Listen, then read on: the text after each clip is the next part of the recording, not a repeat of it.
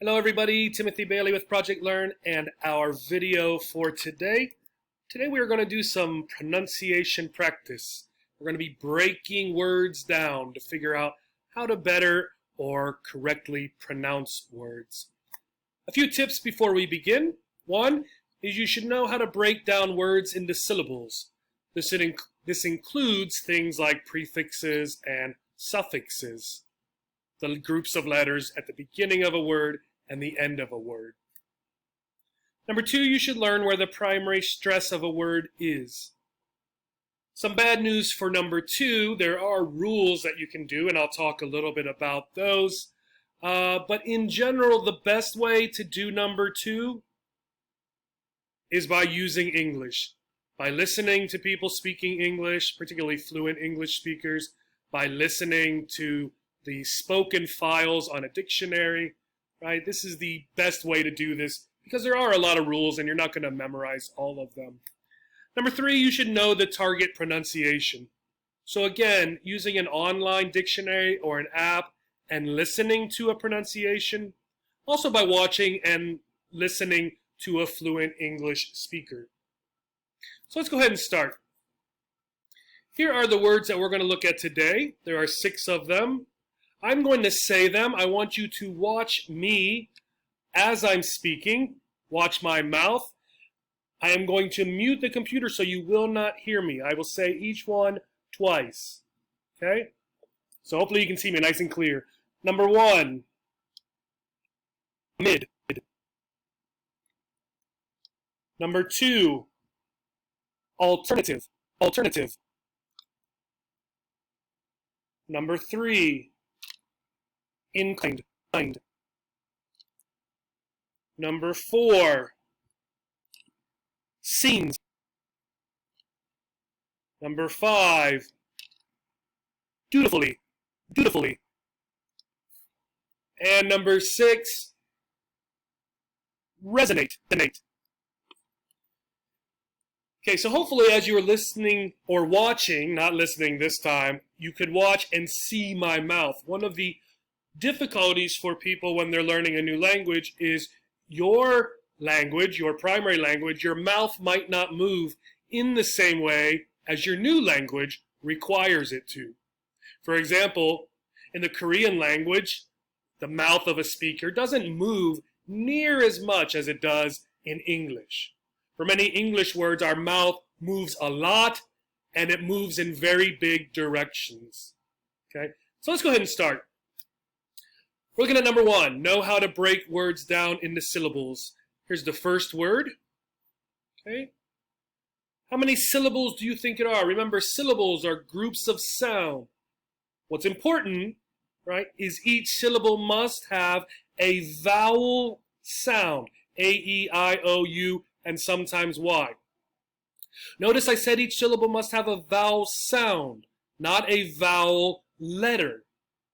When we're talking about pronunciation, we're usually talking about what we hear and what we say, not the letters themselves. So for example, here's the first one. I want you to think about how many syllables do you think there are? 1, 2, 3, 4, 5. First one has 2.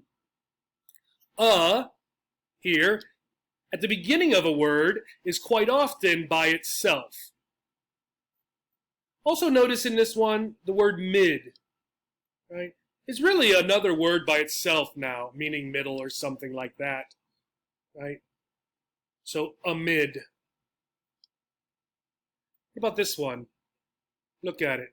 How many syllables does this word have? If you said 4, you are correct. Notice vowel sound, all, na, I. So those are the vowel sounds for each syllable. Alternative. And again, to stress, it's not the vowels themselves, the letters. The E on the end, in English, for pronunciation, for almost anything, doesn't really have a lot to do. It just sort of hangs out. So it doesn't affect our pronunciation here at the end. It does in other languages that use the same letters, such as French or Spanish. or even German. What about this one? This is a tricky one. If you said two, you are correct. Right? Now again, remember what I just said about the E. The E is also true in our ED words. Most of the time. We do have some ED words where we pronounce this E. But in most of the rest of the ED words, we do not. So this E does not add another vowel sound.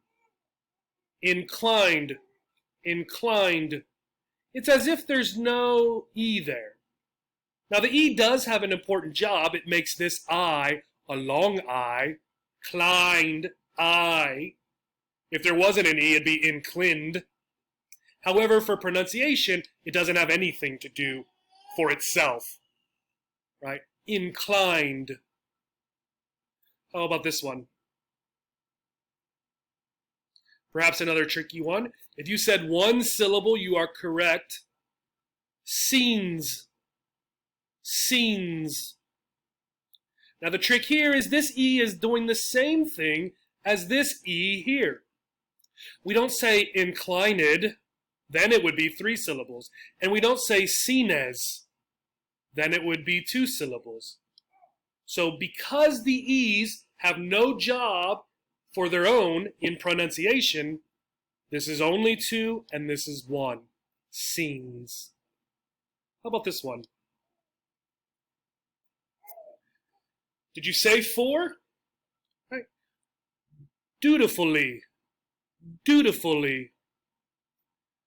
So this word you know, right, without an I, with a Y, duty, right? Duty means sort of, and one of the meanings is your job that you're supposed to do. Your duty is to clean your room or do your homework or whatever.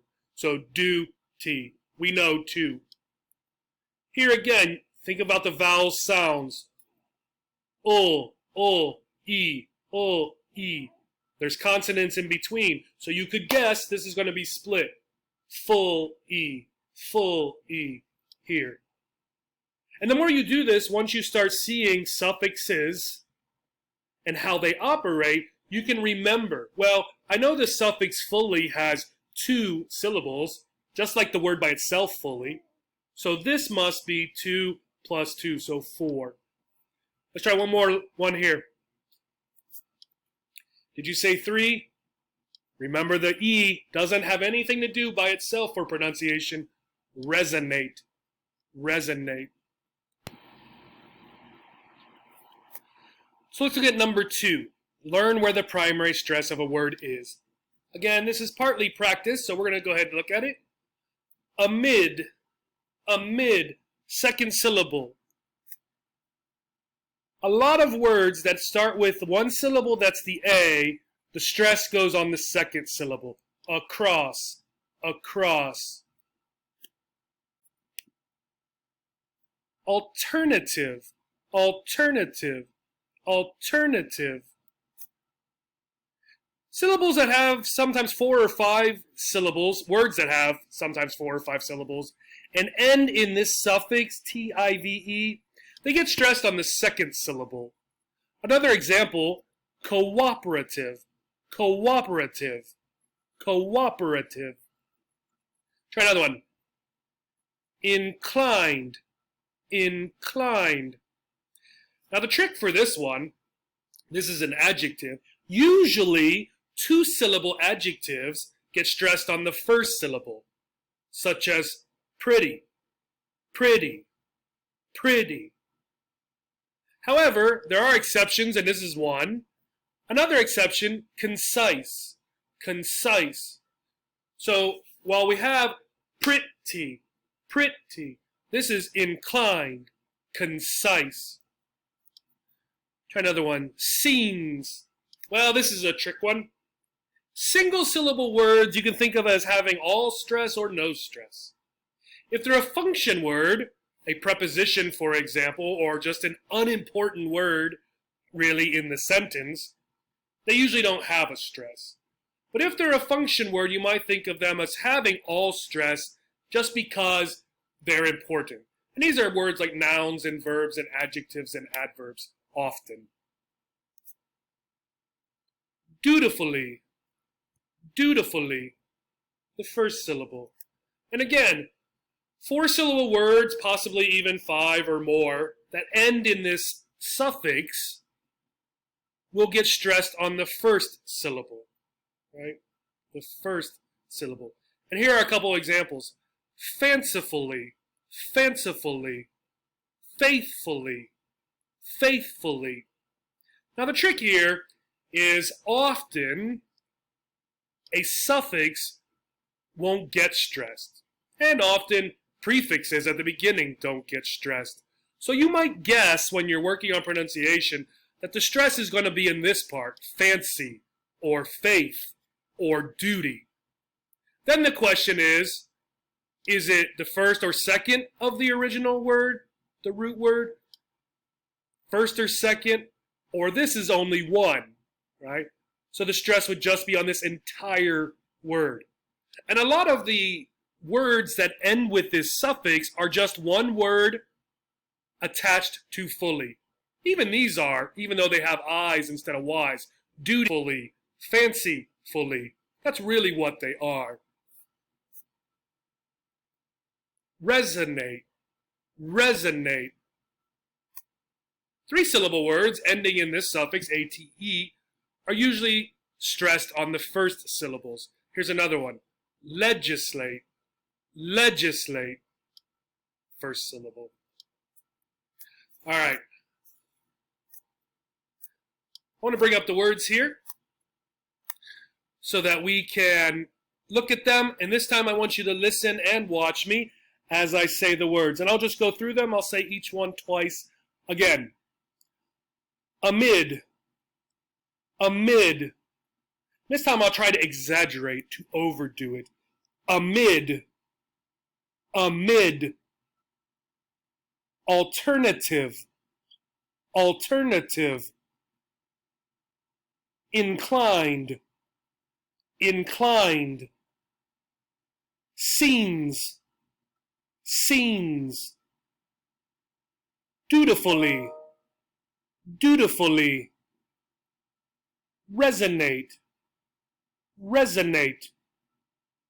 Okay, there you go. So we've broken the words apart. We've talked about the syllables. We've looked at where the stress is. Some kind of ideas for rules, even though it's hard to remember all those rules. You've watched me. Now the one thing I would suggest that you do is to take your phone or a mirror, record yourself saying the words, and look and see how your mouth moves or doesn't move when you're pronouncing them, right?